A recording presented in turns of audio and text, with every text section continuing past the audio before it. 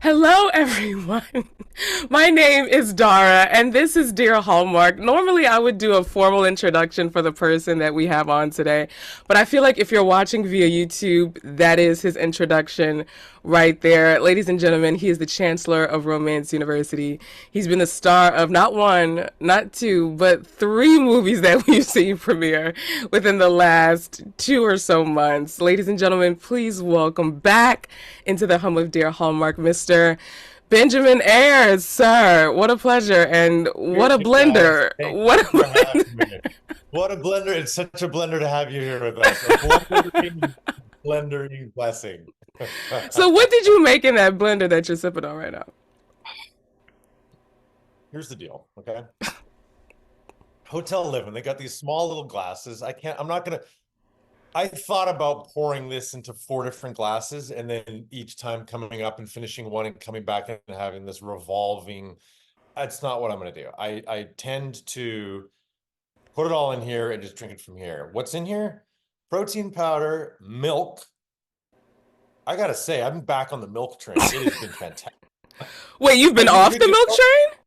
I haven't been drinking milk in ever. I pour milk for the girls all the time. And then I was like, you know what? I just sort of had this craving for a glass of milk. And I was like, I'm getting back on. I really love it. Welcome. 2%. Come on. Yeah. That's it right there. So anyway, there it is. So milk, banana, frozen berries, and some protein powder. It's a treat, really. I do I'll have a drink to that. little. I have my chamomile tea and a couple of throat lozenges in here. So I will drink Oh, to your that. throat lozenges in there? Uh-huh. I let them melt, Jeez. and you hear the crackle of the. Oh yeah, I need the Oh. extra. I need the extra. I do. I do.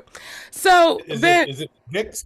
Or remember? Oh yeah, okay, go no, ahead. no, I was. It's Yeah. Ricola. I feel like I can't say it regularly. Ricola. Exactly. Yeah. Exactly. Sorry. What were you gonna say? I was gonna say, you remember Buckley's? You ever take Buckley's cough No, syrup? no. I've never That's heard of it's the Buckley's. Buckley. It literally their tag is it tastes terrible, but it works. I might be off, but it's something like that. Tastes gross, but it works. And I remember as a kid, because that's what we would have in the house, I would like at night have coughs and like cough into my pillow and and my mom would hear it and come in with the Buckleys because I just did not want them to hear it. I would suffer through cold, so I wouldn't have, but it's true. It basically is like taking what it reminds me of is like vapor rub, like Vicks Mm. vapor rub, Mm-hmm. like putting it in a microwave and then like making it a liquid and then drinking it. Eesh. It's terrible. What you're doing reminds me of that. Just putting it in, letting it dissolve and drink it. That's exactly what it tastes like too, especially the type of Ricola that I have because it has like extra menthol in it. So it's gonna give Oof. you that Well, good. nice. I'm glad you're feeling better, and I'm glad we Thank got you. this up. This is Thank something I've you. been wanting for a long Thank time. you.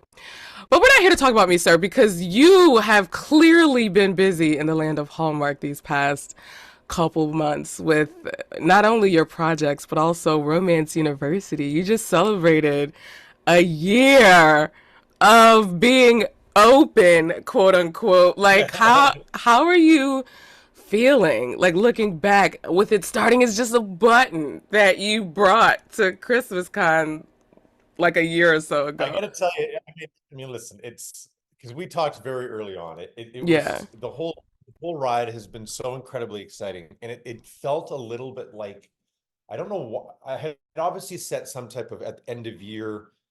It felt like a marathon. I was trying to run this Mm. marathon, and at the end of the year, I felt like cross the tape, and then I realized, well, do I just keep training for another one, or how does this work? Like I sort of now have to go like, what is it really? And I think Hmm. towards the end of the year, once I started to, figure out that events are really fun or bringing people together in a unique way that's more than just like the page is fun or doing lives are fun, but being able to throw those events in Toronto and Vancouver and, continue to get to do these conventions and make Romance University a part of it.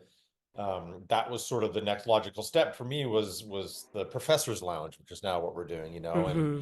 they've been doing it, it's been a it took me a while to figure out how to do it. So January was a honestly kind of a hard month for me. I sort of had to like, what is it going to be now? How do I make it different? I don't want to do the Hmm. same thing. And I like, I might be just kind of out of ideas. That might be it. Um, and once again, I was like, okay, well, this is kind of what I'll do for February, and it's going really well. It's been so fun. I, essentially, I, because of, schedules and, oh, I forgot all about this.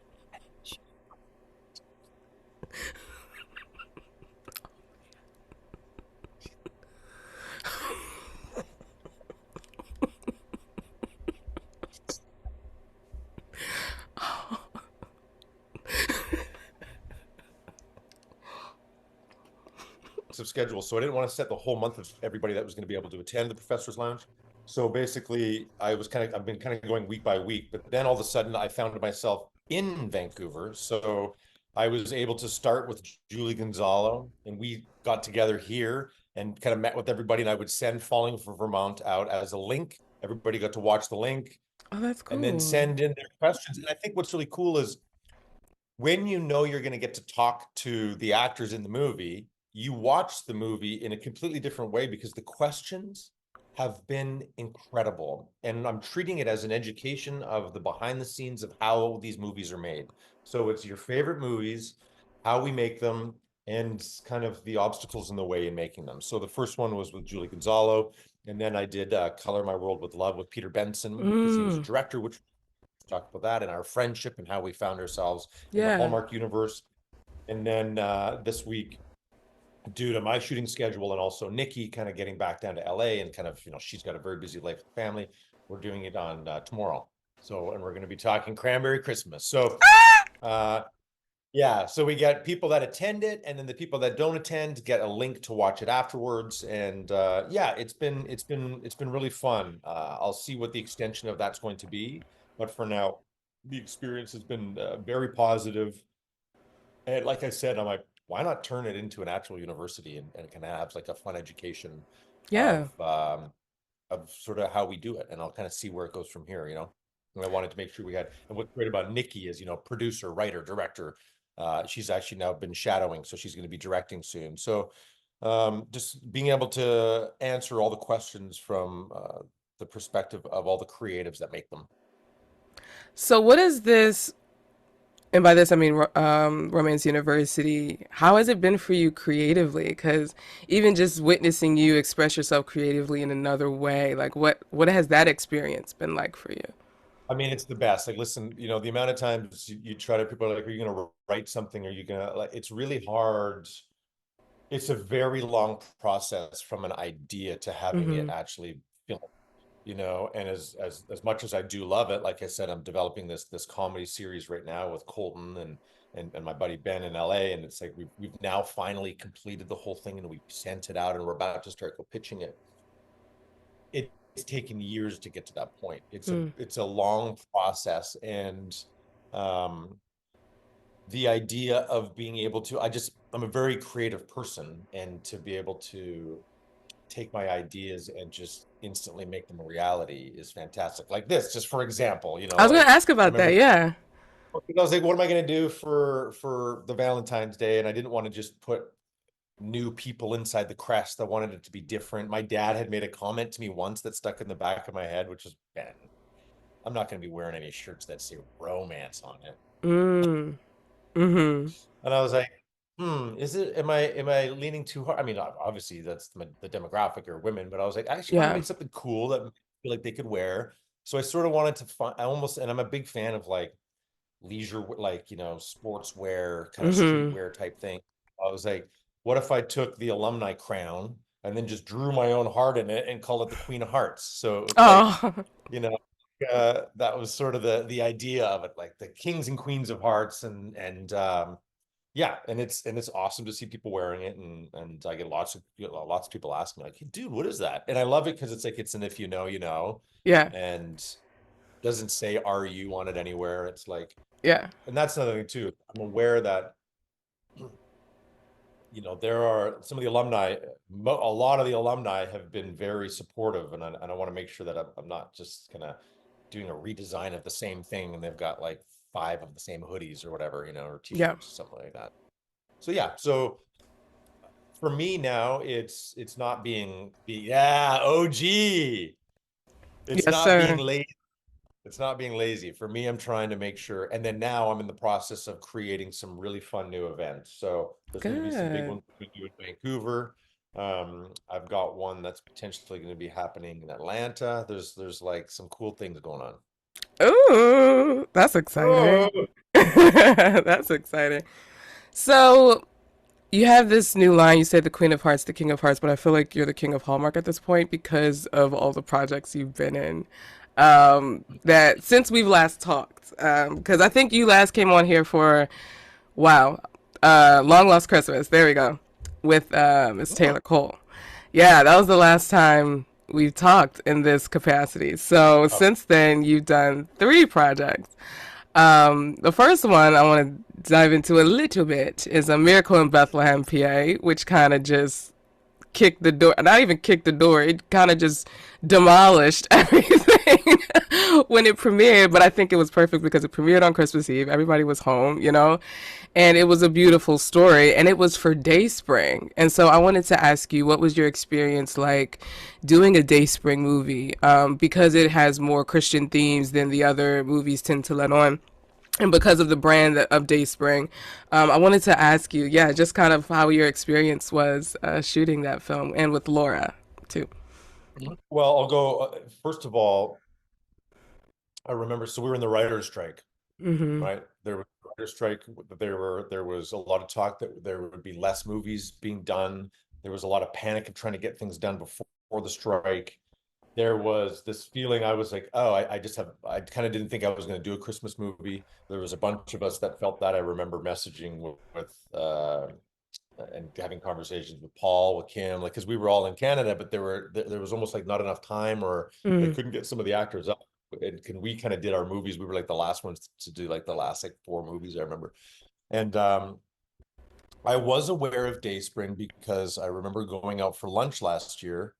Well, right before I left to go shoot, or no, I was in Vancouver, but we shot Long Lost Christmas in a small town about an hour and a half from Vancouver, and we were The out there for the Sasquatch entire place. shoot.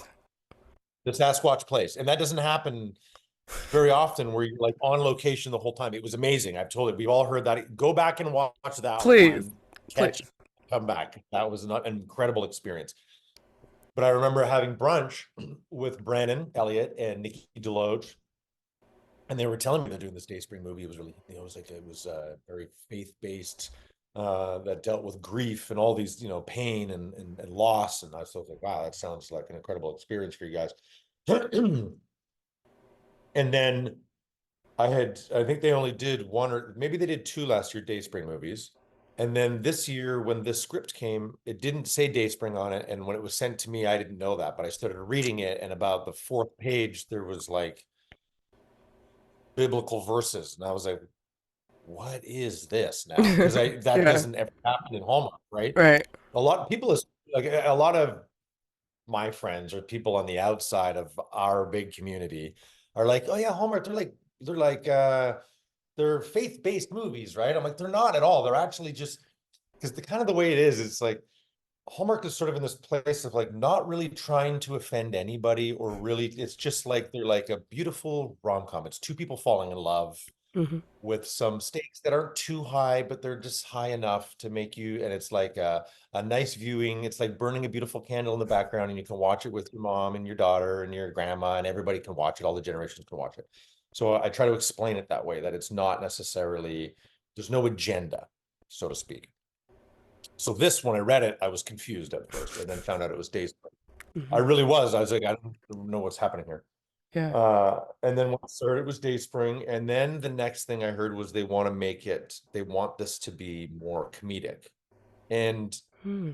it had some funny on the page, but it was also hard because it was like it was going from being very funny and then to like sermons, literally. So I Hmm. was, and it was a little bit jarring. So it kind of got a few rewrites before we actually got to set. So we did a couple read-throughs, which doesn't happen often where you do two read-throughs. And our second writer that came on, Kimberly Doherty, she was the writer of it, who, like, there was an original writer, but then she came on and kind of did all the punch-ups and started to continue to update the script for us, um, did just a wonderful job of finding the right balance.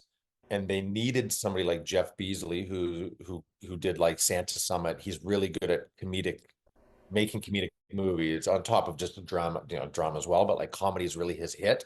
So they brought him on as like, okay, well, let's see what you can do with this because we really want it to be funny. And he had suggested me, he's like, I haven't worked with Ben. I know he's funny. I'd like to get him.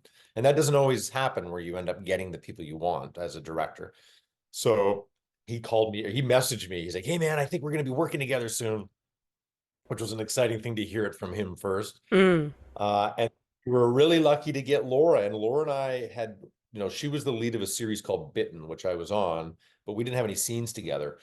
But I'm aware of her in the scene. I know that she's from Toronto. I'm in Toronto, and I had always been looking forward to working with her. So the second she got the offer, we kind of connected right away and started kind of talking about it and chatting and where are you going to stay in Winnipeg and kind of going through some of the scenes and sending in our notes. But the amazing thing about that movie, and I have said this numerous times, and I think what really made it work was Jeff. So on top of the fact that Laura and I just had really good chemistry, we were able to connect really well. We kind of, we worked really hard on our characters, but also came in and would find the nuances in every scene. And she's much like me, where working through every beat and trying to find the nuances of small, character obstacles and things like that are something she really enjoys as well. But Jeff Beasley does a thing that's called cross shooting. So usually when you're making a movie, we set all the lights up on you and it's your coverage first. You do your side of the scene and then it's a break and then we all kind of go and basically then the crew has to turn all the lights around and the actors now go wait for 45 minutes. And then we come back down and now the camera is turned around and all the lights are on me and it's my turn to do the scene. Now, what happens when you do it that way, you have to do it the same way that you did it for your partner because the reactions have to be the same. You can't just start changing the line, then it wouldn't cut back and forth. But what Jeff does is he has two cameras on both actors, a camera on each actor. The second action is called. So you're both on camera at the same time. You both have your own camera and you're both lit in a way. So it's very technical as far as a director of photography who has to light it. They don't love doing it. They don't have as much control of the light. And it can be hard as an actor because you don't have as much freedom to move as you would have wanted to. But what it allows for is improv. And we did a ton of it in this movie. There was a lot of improvisation. There was a lot of found moments. There were entire scenes. We would do a scene as scripted and then do an entire scene just improvised. Oh, And then wow. those little, and I just think it was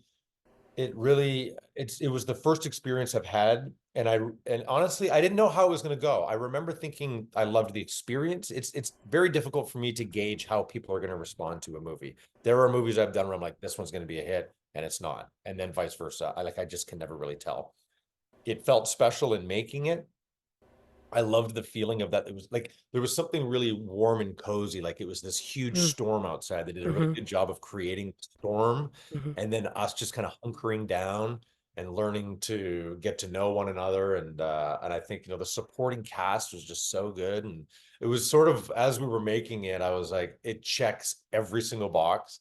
And I think we found the right balance. And there's also an incredible thing was, there were probably 5 scenes that aren't even in the movie that I would love to see put. I mean, that usually happens. Movies run long, but I just think it's a really tight movie. I just think they did a really good job. Jeff did an incredible job bringing that vision to life, and we just had a great team.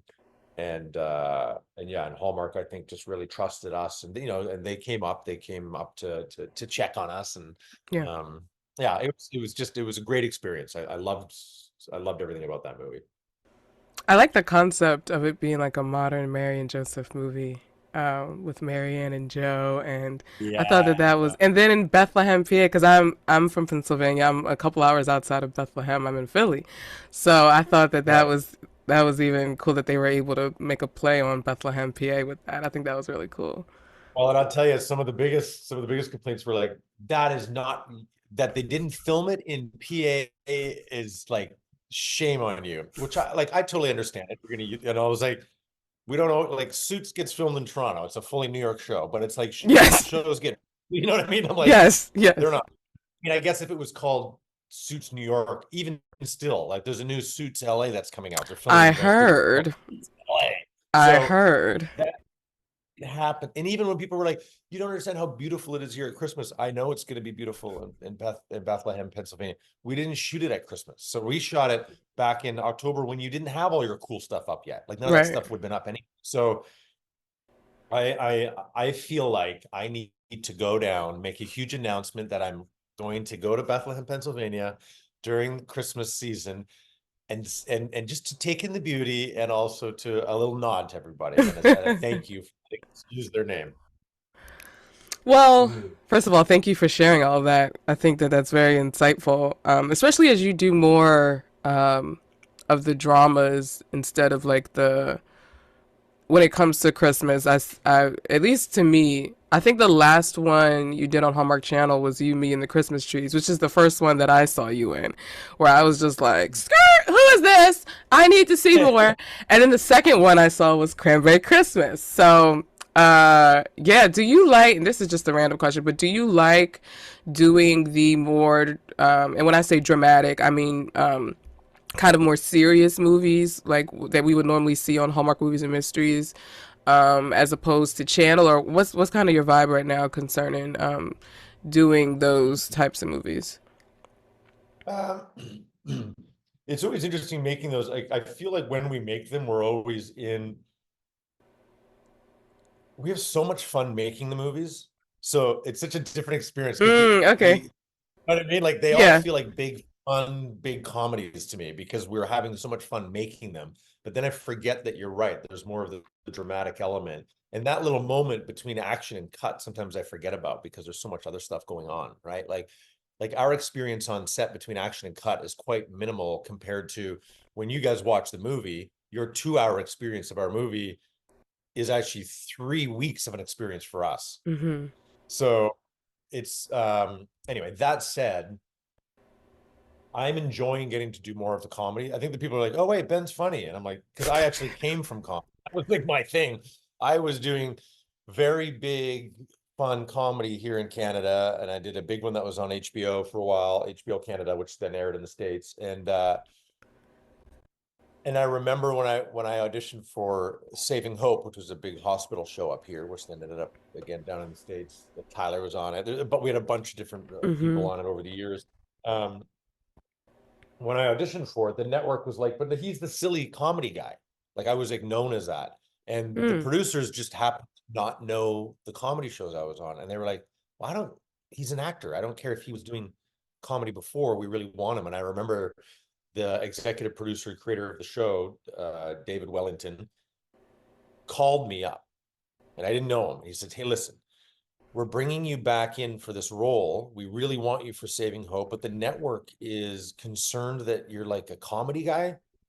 And I was like, okay. He goes, so I want you to come in. We think you're a leading man. We just think you'd be great in the show. And we're going to do it like 5 different ways. I'm going to have you come in. We're going to do it 5 different ways. And each one's going to be dramatic. And then we'll add a little bit of comedy here and there. And I'm going to convince them that you're the guy for this project. Because he'd seen me in a movie that he really liked. His brother had directed a movie. Um, and I was like, A, what an amazing phone call to get. And then B, we went in, I came back for this callback type session and we just did it a bunch of different ways. And he was like, God damn, this network, it's you or nobody. And then they sent it and I got it. It was awesome. But that did change my trajectory a bit because I sort of got off the comedy and then was in this kind of more serious type role. And then Hmm. from there, that sort of how I got the opportunity to kind of come into Hallmark. And I actually remember Michelle Vickery had come Hmm. up to me at one of the events and had said to me that we really appreciate your acting talents and we love you on our mysteries channel. Like, and at that point, I didn't even understand the two, right? But she just Hmm. wanted that's kind of where she saw me. So I think that was, and then it wasn't too long that I was on like Chronicle Mysteries and stuff like that. So Mm-hmm. and I love the opportunity to have been in the Hallmark world over on that side, and now Mm-hmm. so people are like, oh wait, you can also do the comedy stuff. So in some ways, it's been great for me to have the ability to do both. I'm very honored, and it's also cool that the network does both or all three really. The fact you go into these fun mysteries, Mm-hmm. or these big rom-coms or more dramatic, Mm-hmm. movies. It's Mm-hmm. great for us. And if you get to do multiple a year, you kind of want to do one of each. Like that's the best. Mm-hmm. Mm-hmm. Stretch all the muscles. Speaking of which, you were in a new mystery that premiered earlier this year, True Justice, Family Ties. You Yeah. played the district attorney extraordinaire. What was his name? Quinn. D.A. Quinn. Quinn. DA. Yeah. Yes. So tell us a little bit about your experience doing that. If I remember correctly, if my Holmes deduction skills can go gadget here, and if I could put the pieces together, is this what you and Nikki did after a summer Christmas con when you guys were Correct. Yeah. okay? Yeah. All And right. everybody was like, oh, Cranberry Christmas 2 is coming. I was one of those. I'm not even gonna hold you.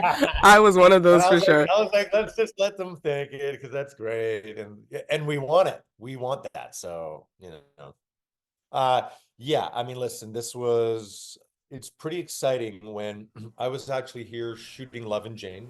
Hmm. Was literally here, and I remember getting a phone call from Nikki. I was like, "Hey, what's up?" She's like, "Hey, how's it going?" It's good. She goes, "Listen, I've been working on a mystery with Meg for a while, and I think it's going to go into development. We're going to get this made. We're going to shoot it this year, but I wrote one of the characters with you in mind. I'm starting out by saying you're not the lead. I won't be the lead. I'm creating it. It's a much just going on and on. It's a much younger cast."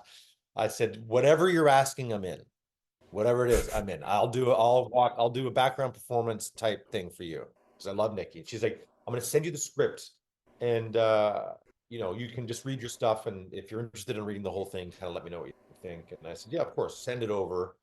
And I was like, "Oh, that was amazing that she wants me to do this." And she sends a script, and it takes a couple hours to get through a script. And I remember I was kind of busy that day, and I was going to read it later, and I sat down just to start reading it, and I could not put it down.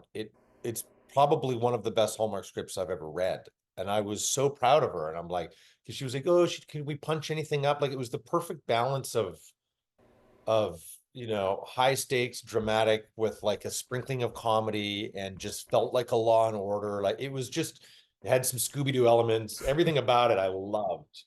um and yeah, I thought it was really cool that her and I could be in it, and sort of, as a nod to our characters before. Like I think it's really fun when we get to sort of like Allie and I and doing Love and Jane, almost like a nod to our characters in Chronicle Mysteries. Uh, but yeah, and it did really well, and I'm hoping that she gets to make more, and I get to make more with them, and that is the plan, and I know they've got two more scripts kind of ready to go. So Wow. yeah, it was awesome. And it was fun because it's sort of I finished Love and Jane here, flew directly to Kansas, and then from Kansas with her flew directly to Ottawa, and then got to go Wow. back. It was a very long trip.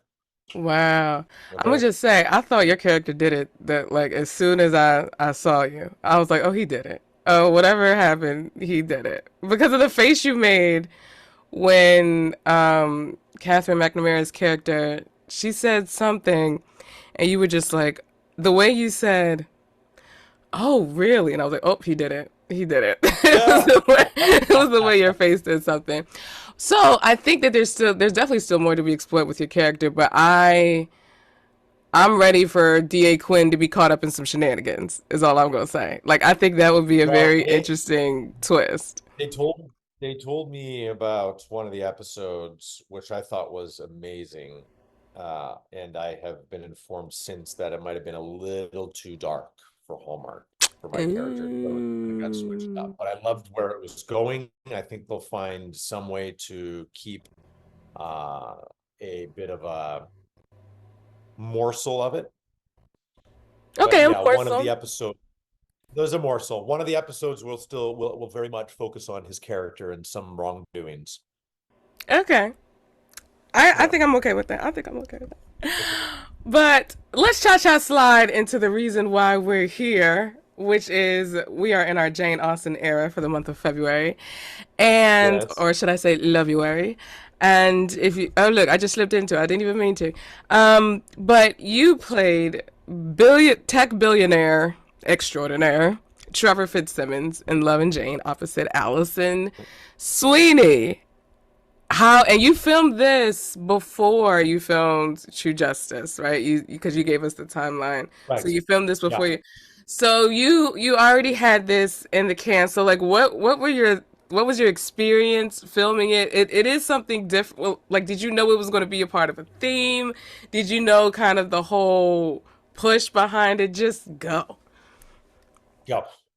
Okay, so what happened was no, so David Weaver, the writer director, and David Weaver did some Chronicle Mysteries, and Okay.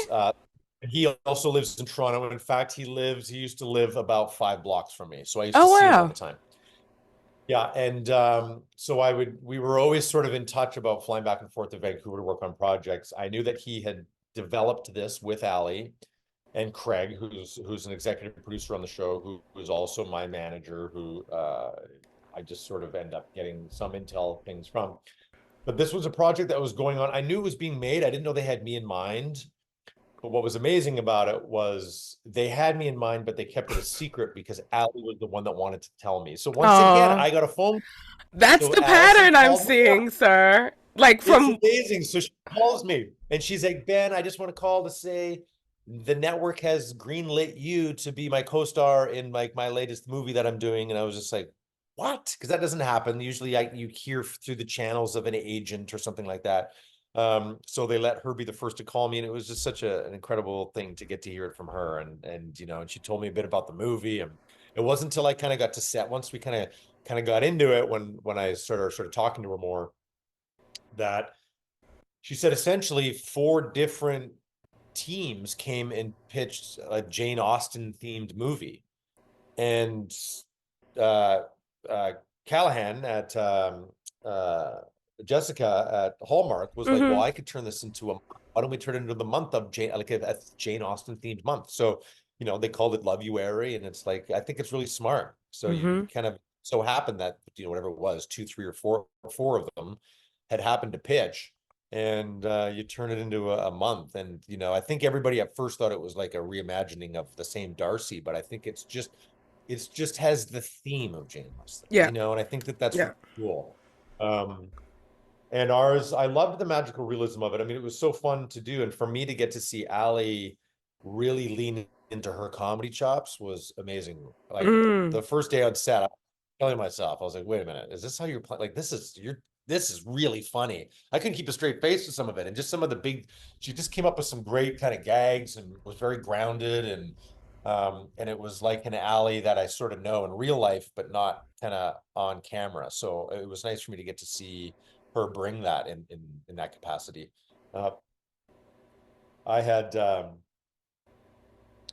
I was also lucky because it was lucky in that I didn't I always joke that the number two has got such a great schedule because it's a 15-day shoot. Number two Mhm. really shoots 12, so you got at least 3 days off. Sometimes you shoot 11 or 10. And that's the joke, my alumni shirt on the back. She's like, "Do you want to put a number on the back?" And I was like, "I don't know what number I would put." I was like, "Oh, I'm gonna put 02 on the back." Because the guys, we're living the O2 life. So I joke with all the guys that, because like, we're the number twos. We're not in every single day. Like number ones work 15 out of 15. If they're lucky, they get 1 day off. We sometimes have 10 out of 15. So I got days off to go golfing. Oh God, this was the joke too, was because I knew I was going to have days off. My brother lives in Vancouver, so I brought my golf clubs with me. So I've got my golf clubs, and I had to think, well, I'm going to be going to Kansas after. So I had all of the stuff I'm going to need to bring to Kansas to sell for Romance University because everybody wanted stuff. So I had a lot of things. And I I bring the golf clubs, and then we had to fly to Kansas. We fly to Kansas. The driver arrives. He's like, "Why did you bring golf clubs? You're only here for like." I was like, "Well, I had to bring them because I was shooting the movie there. So I had so much stuff with me. They had to bring a separate car. Everybody's laughing at me. Walker's laughing at me. He's like, "You're an idiot." And then from there, we had to fly and now I'm in Ottawa with the golf clubs, with the bags, with all. Anyway, it was. it was a real traveling circus. There's a great photo, Nikki, because Nikki was laughing at me. There's like a photo of me with all of my checked bags, and then I took her checked bags. I took a photo, and I was like, "This is me going away for the weekend." Um, so yeah, so the it was a great experience also because I had some time off to spend with my family while I was here, and when I'm lucky That's like that, good. yeah, because it wasn't really. It was also it really was a story about Allie's character and Jane Austen, and Yeah. I think there was the catalyst. There's the romance there, but really it's this really cool story about writer's block and trust and it's and yeah and career paths, passion, and all that kind of stuff. So I Yeah. thought it was a really cool story, and I was really happy to be involved in it. And it's the first time, there were all these movies. It seems like, the last couple months, it appears like, of course, I've been in a lot of movies, but they kind of started all last.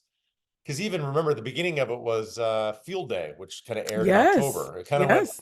we went like Field Day, and then I popped up in a movie. Uh, You popped up in I Christmas, our popped up in Christmas my Mule.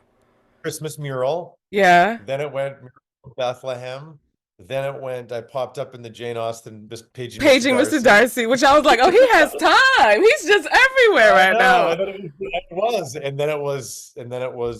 and then Jane, Love and Jane kind of premiered. So I know people are a little sick of me, I'm sure, but it didn't feel like that because it was over like a year and a half of filming them, but then they just Yeah. all aired within a couple of weeks. But those ones are fun, like they fly out for like a day and you kind of go do a quick Yeah. little shoot with people that especially some cast that I hadn't met before and stuff. So Yeah.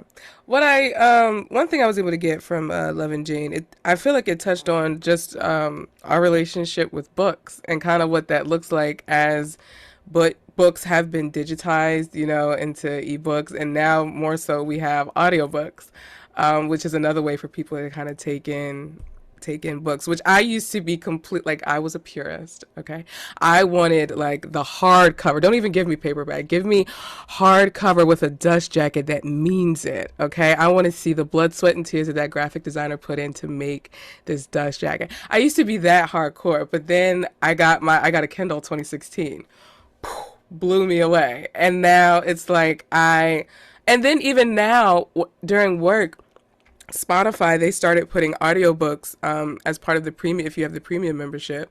oh And so I've been listening to the Chronicles of Narnia, and when I tell you it's the most epic thing, I feel like I can fly out of my seat at work. It's just wow. the best. They have the complete series on Spotify, so it's just so interesting that talk when it comes to books, because I feel like the Hallmark community too is a very much a reading community, and which I think is why they had it like a publishing branch, because of the community that it is.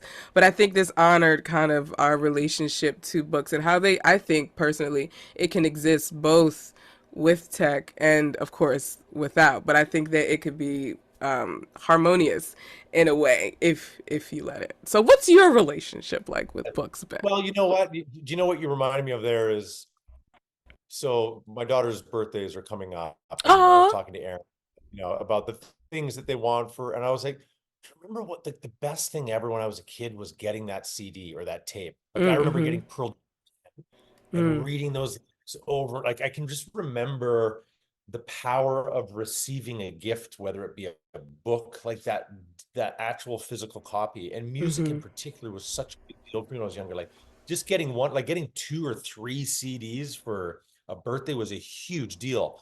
And you sort of lose that gift now. Like I loved the gift of music, and now you're Mm. just sort of, I Streaming. see them listen. I love that they listen to music, Mm-hmm. but there's that part of it that I feel is lost. And I mean, whatever, but it's also, it, it is, because it's like, oh yeah, times have changed. But I really do, I did love, like you said, holding that dust jacket. Like there's something about the physical copy Yeah. that you just cannot beat. And you really sort of, you had to go in and take your time, which Yeah. it was actually a physical effort to leave and go somewhere, Yes. talk to somebody who Yes. loves music, what's come out this week and search it out and then go listen to it like that. Yes. You'd spend a day and then bring it home, and then like, so you actually took like there was like an ownership. You almost felt Mhm. like this is my band now. Mhm. And that experience, I think, is completely been obliterated to some degree. Um, and I actually, a really cool thing was, as this cool Christmas gift, Hallmark sent everybody these Oh, I little record saw. players Yeah. with vinyl, and I'm now addicted. I'm like, I love it. I listen to, and I forgot that I had bought. You remember when? Do you want to come into this area now? Can I go to the room now? I can switch with you. Pardon me? No, that's okay. You don't have to back. Okay, okay. And then you can come here. So yes, which is amazing. And I forgot that I had do you remember when Radiohead started releasing their own music online and you had to kind of buy it physically? So essentially they were the first ones to buy it directly from us. And they did it with the album In Rainbows. And what they did was pay what you want, which at the time, nobody, like, it was incredible. And of course, everybody's like, well, I love Radiohead, so I'm going to pay 20 bucks, which is what I would pay if I went and bought the CD. They made so Mhm. much money. They bypassed it. They were the first one in the music industry to do it. And one of the things you could buy was this whole box set where it was like vinyl, CDs, and all their artwork. And I'm a huge Radiohead fan. So I bought that like the day it came out, but I don't have vinyl. And I never even listened to any of it because I had it on like digitally anyway, Wow. and I forgot that I had it shoved somewhere. So I was like, wait, I have that record. So I pulled that out. And now I'm kind of getting into like, sweet, I'm gonna go to like record shops and start finding records. And so like I'm Yeah. looking forward to going back and doing that again.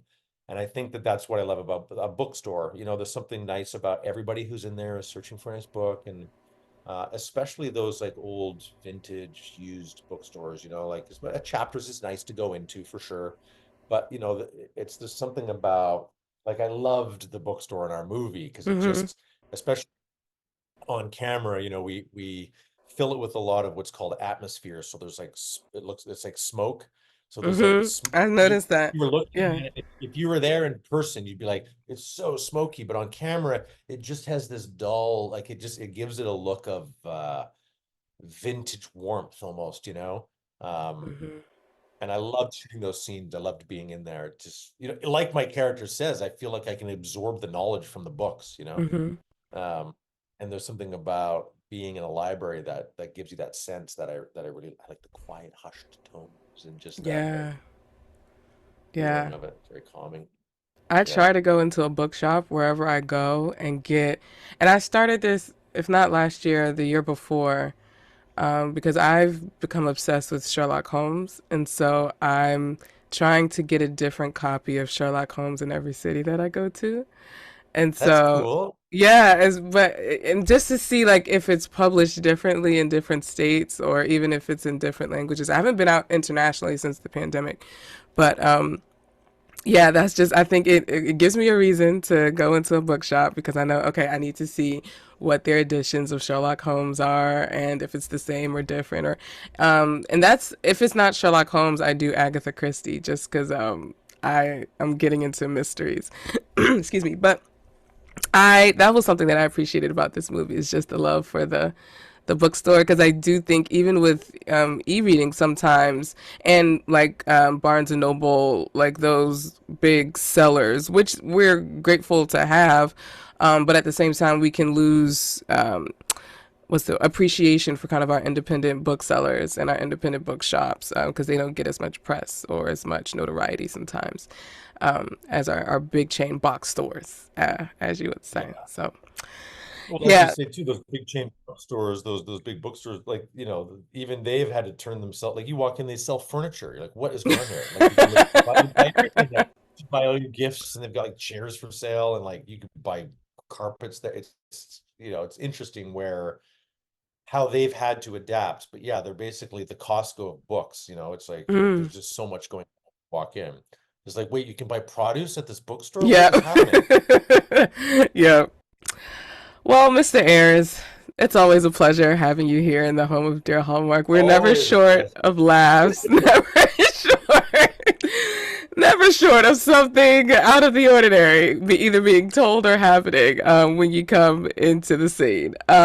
So, closing out, I want to give you this moment. Whatever it is you want to say, whether it's about your 4, 8, 12 movies that you have coming out, or what cameoed in, or anything new with Romance University. This is just your moment to talk to the viewers who are watching on YouTube, but also to the listeners of the podcast. This is just your moment to have. So I'm gonna let you go.